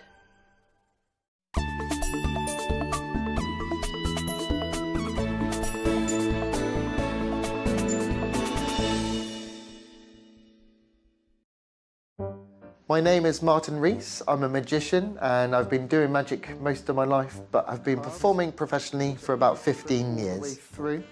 You can then take the deck, for instance, and go 3, 2, 1, and then give the cards a shake, and then they go red and red and red and red and red all the way through. I've always loved magic because of what it makes you feel when you watch it, and I first got into magic when I was 4 years old, when I got a magic set for Christmas. When I was growing up, I really loved Paul Daniels when he was on the TV, and that's what first got me into magic. And also I like David Blaine. He did lots of really good card tricks and really good visual tricks on TV. That's when I first really got into magic and started performing to people. 2, 1, and you can pull the ring off of the string once again. Just so you're happy. I did my first magic show when I was 12, and it was for a wedding, and the reactions I got were amazing, and it made me realise that is what I want to do as a job. The best thing about being a magician is seeing people's reactions, because especially if someone's having a bad day, then you can brighten up their day. Martin specialises in close-up magic. I do specialise in close-up magic, which is up close with people. You'll have 1 or 2 or a small group of people stood around you watching. And the great thing with it is that they can see and they can feel what you're doing, and you can borrow their things. Close-up magic is magic with anything. It could be cards, money, people's personal objects like mobile phones or rings or different things they have in their pockets. People must react to Martin's tricks in very different ways. Some people do like to try and figure out how the tricks are done, and it's interesting listening to what the ideas they have of how it's done, because most of the time they're completely wrong, and what they think has happened is completely the opposite to what has happened. You get different people though. Some people just love watching magic, and that's it. They don't want to know the secret. You get your people who love magic but have to know how it's done and are constantly saying, how did you do that? How did you do that? And then you've got your people who just don't like magic. It scares them. They don't want to know. And yeah, they're the people who I like to impress the most, because they're a challenge, because they don't like magic, and I'd like to make them change so they do like magic. Martin had built up a good career performing close-up magic at weddings, birthdays and business events. He'd performed in children's hospitals and on national television. But this kind of success couldn't have been enough for Martin, because in 2016 he worked out a way of becoming a world record-holding magician. Inside the Twix, so if you open it up, there is a folded up playing card, and if you unfold that playing card and open it up, it is the two of spades in it. There we go. There we go. How about that?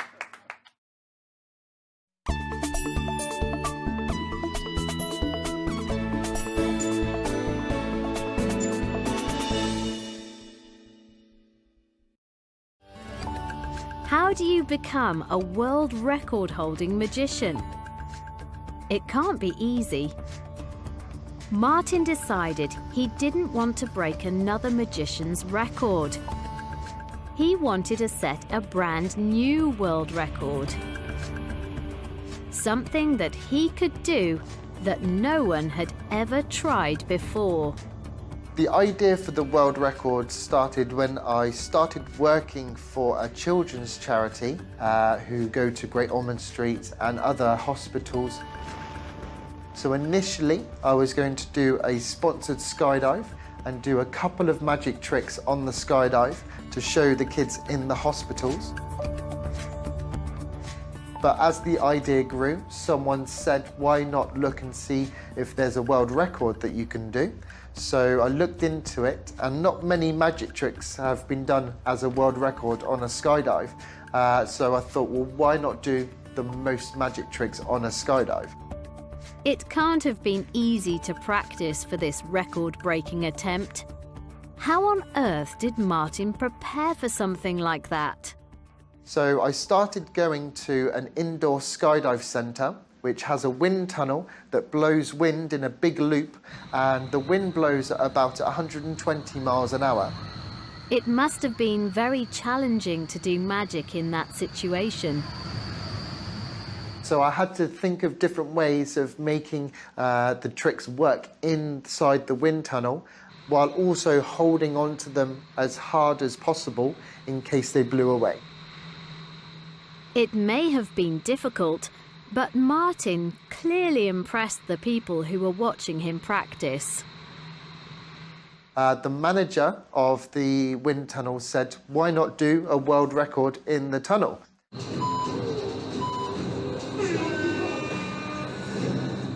So I did that, which was the most magic tricks in a wind tunnel in 3 minutes.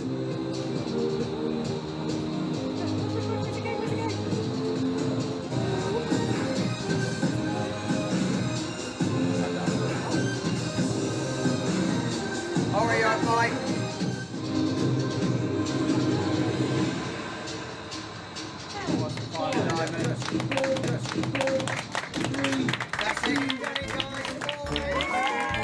So, Martin had set his first world record.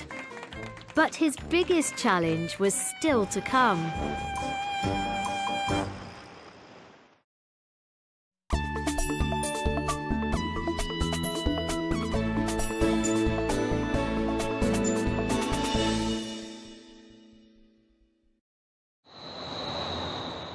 Throughout his training, Martin had always planned to attempt his world record skydive in August. So how did he end up doing it in November? Well, it turns out that some important people had heard about his wind tunnel record. Once I did that record, Guinness World Records called me and said, "We know you're doing your skydive record in the summer when it's hot, but would you do it as part of Guinness World Records Day, which is in November?" So we did the world record in November. The problem with that was it was so cold because we jumped from 15,000 feet, and at that height it was about minus 20 degrees. So within 5 seconds of leaving the plane, my hands were so cold I couldn't feel the tricks in my hands, which made it a lot more difficult. To set a new world record, Martin needed to perform 10 tricks on the skydive. But his hands were too cold, and he couldn't do 10 on the first jump or on the second jump. And he only had one more jump because the weather was changing, and he wouldn't be able to jump in bad weather. But after a couple of practice goes, I did do the record. I had to do a minimum of 10 magic tricks, and I managed to do 11 on the skydive. So Martin became a double world record holder, and he appeared in news reports around the world. The publicity was great for his career, and Martin is planning to break some more magic records in the future. So there is a record for the most magic tricks underwater, and I want to do this record because, one, it's opposite of air, so from the air into the water, but also my biggest fear is being underwater. So I want to overcome my fear as well as doing this world record. 4 pieces. But until then, Martin is back on solid ground, doing what he loves most: performing magic right in front of people's eyes. Right. Slowly burn the pieces together. If I go 3, 2, 1, like so, I can actually burn the pieces of your part back together.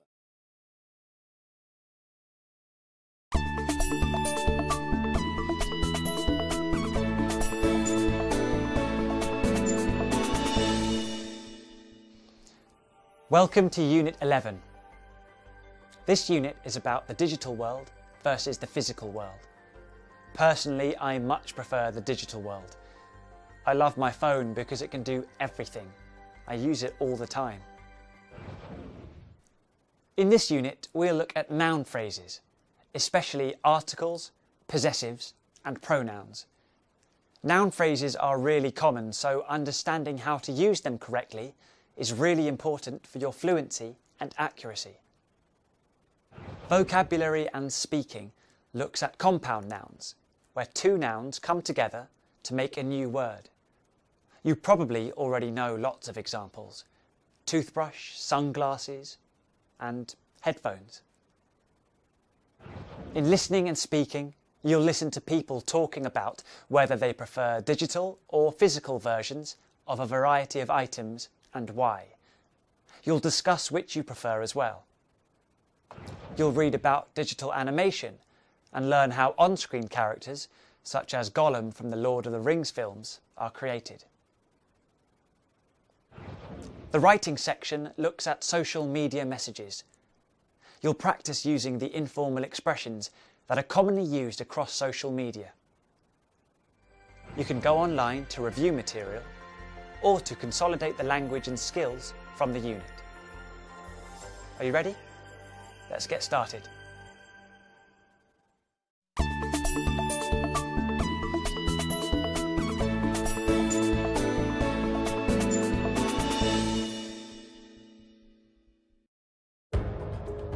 Today, all films make use of special effects, and most use elements of performance capture to digitally create characters and bring them to life.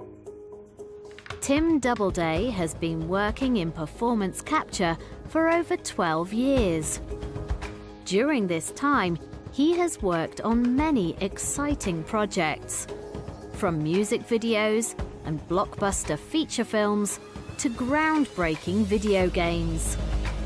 He has seen incredible developments in the industry over the last decade. But however much the cameras and computers improve, the basic process of trying to capture an actor's movements and translate these into an expressive digital character remains the same. And it's this process and its incredible results that Tim has always loved. So I got into the performance capture industry because I had a real passion in video games and in films. So from an early age, I always used to play video games, whether it be a Nintendo, or later years I moved on to personal computers, PC, gaming. I did a degree in animation at Bournemouth University, and there we studied not only animation, but also the more technical side of animation. At the time, motion capture wasn't really a thing, so it was more about studying programming and studying art and animation together. With his degree in animation and his love of video games, getting a job in the performance capture industry was a dream come true for Tim. So I really enjoy this field because it's kind of really, it's always changing. The technology is always moving, so it moves really quickly and you always kind of have to keep up, and there's always new things to learn. Today, with the video games market booming around the world, the demand for high quantities of performance capture content is increasing all the time. So for a video game, maybe it might last 20 hours or even maybe 50 hours, whereas a film will only be 2 hours. And maybe within that 2 hours, there'll only be, I don't know, say 20 minutes of actual performance capture visible on screen. So performance capture is becoming a lot more common now in video games and in films especially. So as the demand's been there, the technology's improved and the costs come down as well.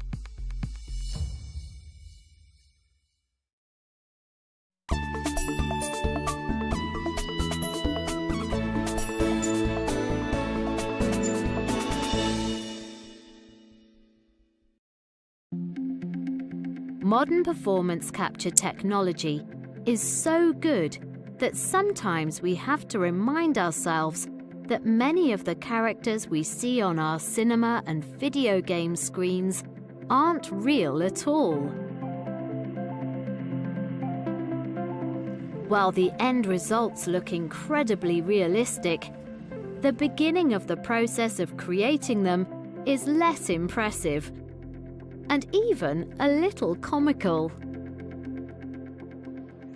Today, Tim will be capturing some movements of Mike's body for the development of a computer game. Collecting the movements of a performer's body is also known as motion capture. And it's just one part of performance capture. The process starts in the studio full of special infrared cameras, which are all linked to a central computer. Because the cameras are recording movement in a 3D space, Tim's first job is to make sure that the computer understands exactly where each camera is. This is called system calibration. It is done using a strange T-shaped stick with 5 bright red lights. The stick is waved in front of the cameras. Each camera records the movement of the lights and the computer collects that information. Tim watches this on his computer screen. Recording. When the system has collected enough data, the camera light turns green. When all the camera lights are green, the system is ready. Mike puts on a skin-tight black suit, and then he has to show the cameras and computer what his body looks like. So he needs to stretch and bend in all directions in front of the cameras, while the computer collects lots of information about how his body moves. This is called subject calibration. Now that the computer understands where the cameras are and what Mike's body looks like, the next stage can begin. Tim adds reflective markers to all the important points of Mike's body. Every joint that moves. It's important that the suit is very tight, because they're really trying to capture the movement of the skeleton, not the skin, so they don't want the markers to move from the joints. Once Mike is covered in markers, they are ready to start recording his movement. You just turn your arms upwards.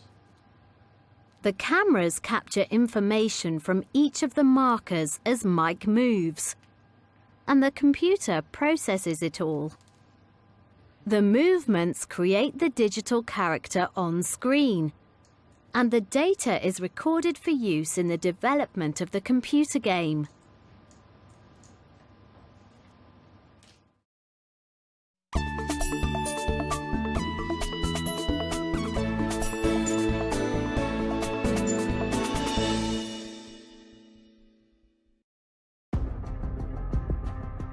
Recording the physical movements of a person in a studio is only one stage in the performance capture process.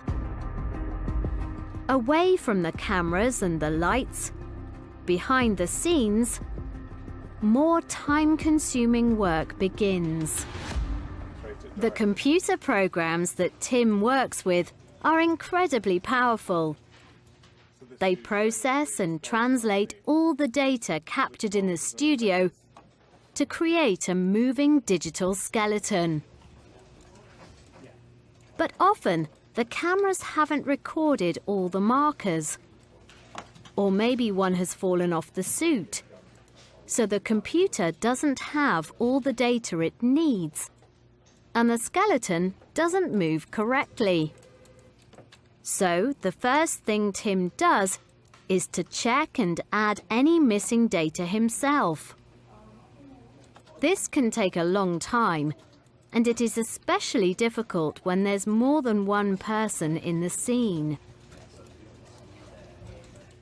When all the data is correct and the skeletons are moving perfectly, Tim can cover them with a computer-generated skin, and they start to look more like bodies.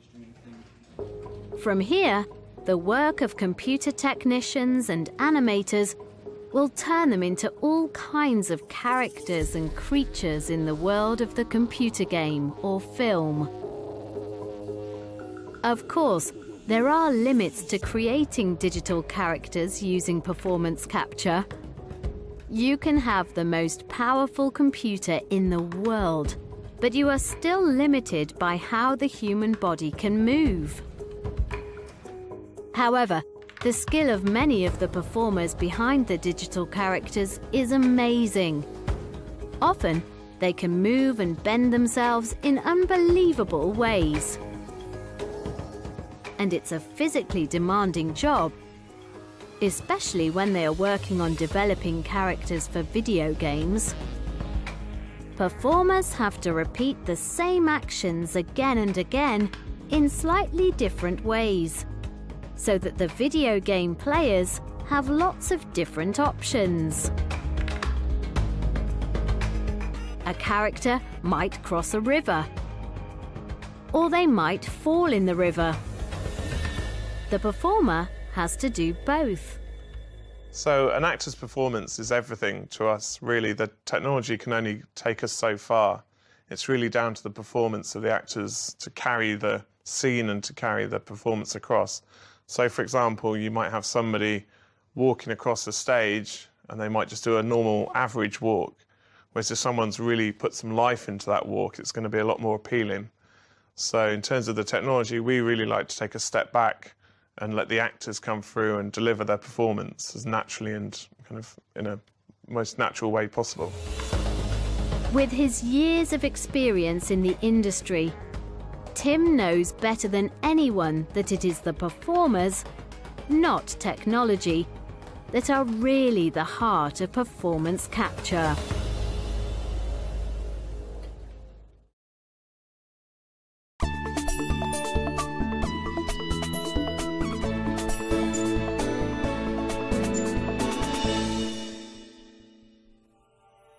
Welcome to Unit 12.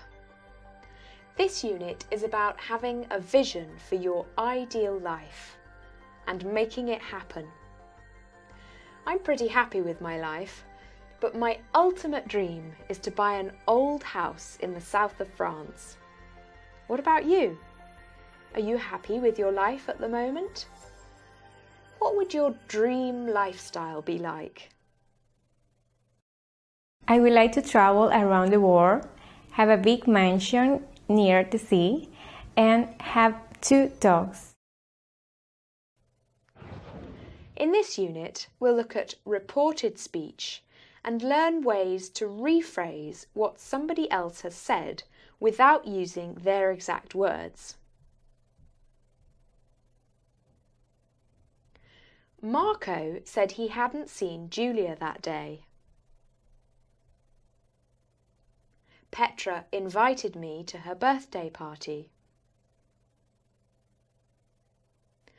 We'll also focus on indirect questions.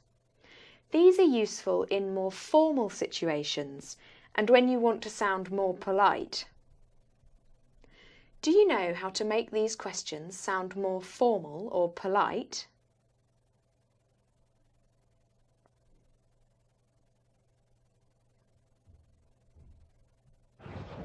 In listening and speaking, you'll listen to an interview with a Venetian gondolier who's having the time of his life. Why do you think he likes his job? Reading and speaking looks at 2 very different people who did something amazing, something that made a difference to their lives and the lives of other people. Do you know anybody who has achieved something amazing? What did they do? Everyday English will give you lots of commonly used clichés. By learning and using these expressions in conversation, you can sound more like a native speaker. You can go online to review material or to consolidate the language and skills from the unit. Are you ready? Let's get started.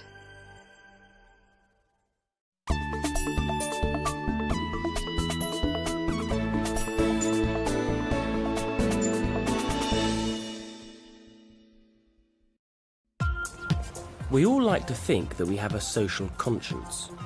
We want to do the right thing, and we believe that if we could, we would try to help people who are less fortunate than ourselves. But it's still inspiring to see other people putting these thoughts into action. When Bill Gates started his computer company, Microsoft, in 1975, he couldn't have guessed that fewer than 25 years later, he would have become the richest man in the world. Gates made billions of dollars at Microsoft, and in 1994, he and his wife, Melinda, started using their wealth to help others. In 1999, they started the Bill and Melinda Gates Foundation, and, with the help of other rich individuals like Warren Buffett, they began making a real difference to the lives of people around the world. In 2008, Bill Gates started working full-time at the foundation. By 2010, the foundation had given over $24 billion to programs around the world, with work focusing on global development and healthcare. Much of this work focused on preventable diseases that affect the developing world. 2/3 of deaths in children under 5 in developing countries are due to diseases that can be prevented, such as malaria. Malaria is spread by the bite of a mosquito, and it causes nearly 1 million deaths every year. 95% of these deaths are in Africa, and 85% of those who die are under 5 years of age. But you don't need to be wealthy to make a difference to people's lives. The day-to-day work of an individual can be just as important as the huge resources of a billionaire's foundation. Sometimes you just need to have the time and the desire to help make a real difference. This is Pam Llewellyn, a nurse from a small town called Upton in England. When Pam retired at the age of 59, she knew that she wasn't ready to simply stop helping people. And just a year later, she was living in a remote rural town in Uganda in East Africa, using her experience as a nurse and working as a member of an organisation called Voluntary Service Overseas, or VSO. So, were her family surprised at her decision to give up her comfortable life in England to go and work in Africa? I don't think they were surprised, really. They know that during my life I've done slightly different things. I retired at 59 knowing that I wanted to do something different and exciting, and that was the beginning of my VSO journey and the beginning of my first ever visit to Africa and my beginning of understanding diseases like malaria.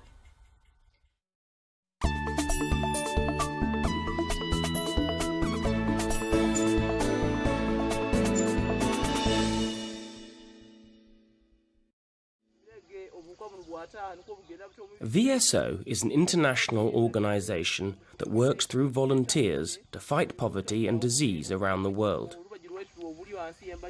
Over a period of years, I'd heard a couple of interviews about people that had gone to Russia, Southeast Asia, Africa, and I always thought, I'd like to do that one day. And coming up to retirement, I thought, I'm going to fill in the form and see what happens. VSO sent Pam to the district of Miria in the northwest of Uganda. In this remote rural area, many people live in poverty. A lot of villages haven't got running water, and people have to get their water from a pump. Life expectancy in Uganda is only 45. Pam worked with a team of local community volunteers who travelled around the district giving families mosquito nets and talking to them about malaria prevention, as well as other health issues. I was lucky because when I arrived in Uganda, VSO gave me medication, and that was a tablet every day of my stay during my 2 years. So I took the tablet, I never forgot, and I never got malaria. They also gave me a treated mosquito net, which I used every night of my stay there. If Pam hadn't taken malaria tablets or had forgotten to use her mosquito net, she might have caught malaria living in Miria. And, unfortunately, this is the reality for many of the people she worked with who couldn't afford tablets or mosquito nets. The only way to prevent getting malaria is to sleep under a treated mosquito net. And of course, local people can't afford to buy them. They're not provided free by the government. They are given out by some charities some of the time. The volunteers all knew that if the nets weren't used properly, they wouldn't protect anyone from malaria. So education was an essential part of their work. You need to understand why you need the net, what you're preventing, and how it is best to use the net. So the project that I was working on really believed that giving a net alone isn't enough. You need to have an education package with it. It was quite a change from Pam's life in England. Pam lived in the community and had to adapt to a very different standard of living, although there were also many similarities. Well, surprisingly, you can go to a cash point, you can go to a hole in the wall, you can get some money out of your UK bank account if you need it. Having said you can go to the hole in the wall, some days it doesn't work. Some days there's no electricity. It's very much the same. There are shops of a sort, Lucky 7 supermarket, which we used to joke that if there were 7 things you wanted, you were lucky. But you just adjust your life. Okay. Okay.